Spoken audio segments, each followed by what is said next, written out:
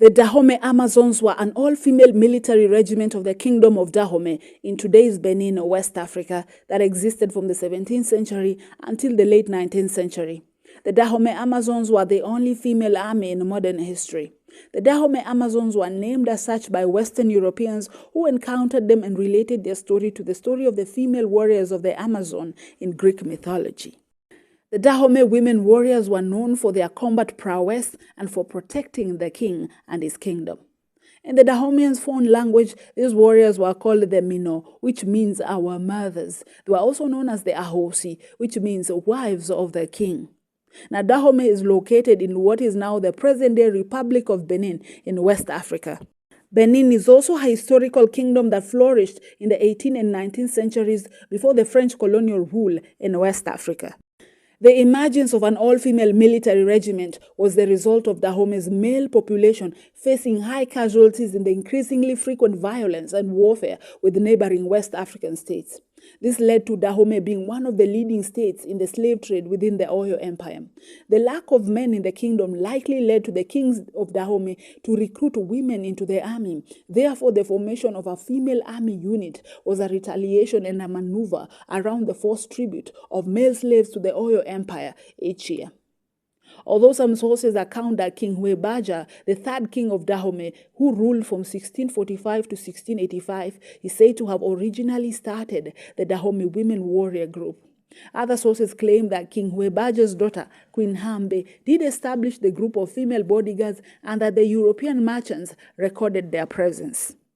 The number of women serving in this regiment is thought to have started to increase under King Gezu's reign from 1818 to 1858.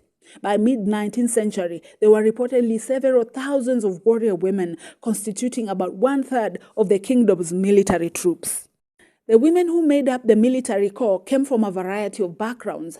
Many were Dahomean women who joined voluntarily, while others were recruited after having committed a crime or having been kidnapped during raids on neighboring kingdoms. And although their training was harsh, with the obvious threat of dying in combat, still many women were attracted to the status of being one of the kingdom's women soldiers due to the benefits that came with it.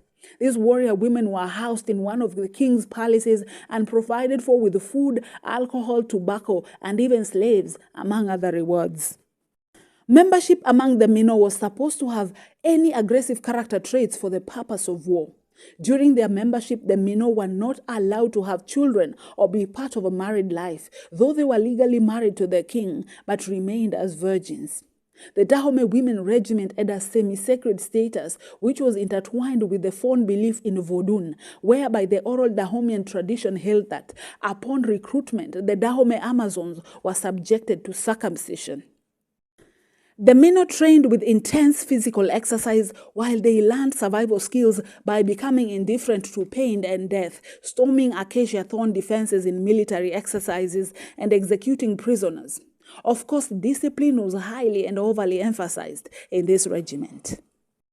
Serving as the Mino offered women the opportunity to rise to positions of command and influence in an environment structured for individual empowerment. The Mino were also wealthy and held a high status. In the political front, the Mino or the Dahomey Amazons took a prominent role in the Grand Council, debating policies of the kingdom. Apart from the council, the annual customs of Dahomey included a parade and reviewing of the troops and the troops swearing an oath to the king, which the Mino were part and parcel of. At their peak, the women warrior troops were organized into different regiments, each dedicated to performing specific tasks. The Beto women were hunters, skilled at hunting and killing game. This hunter regiment was thought by some to have been the original all-women warrior unit in Dahomey.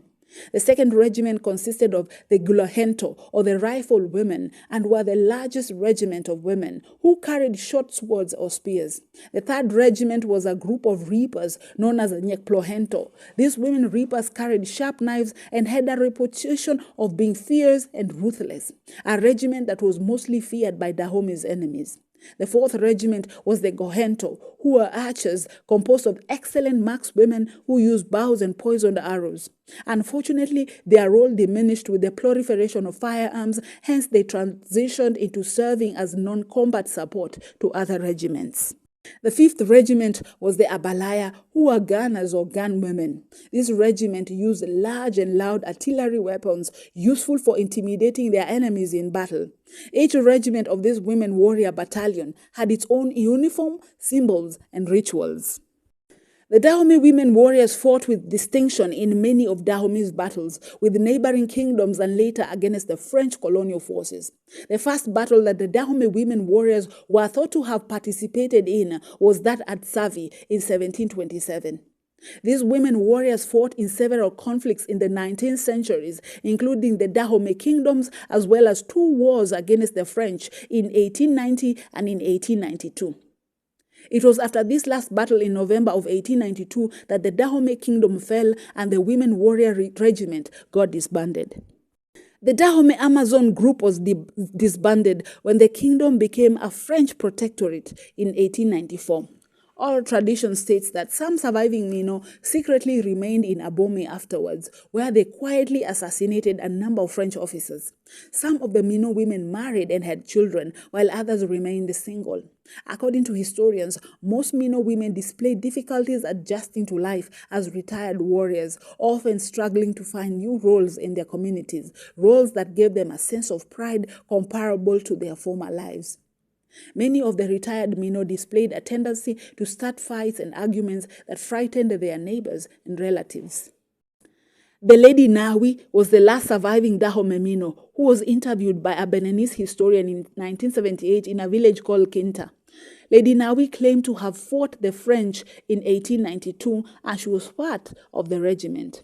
Nawi died in November of 1979, having aged well over 100 years.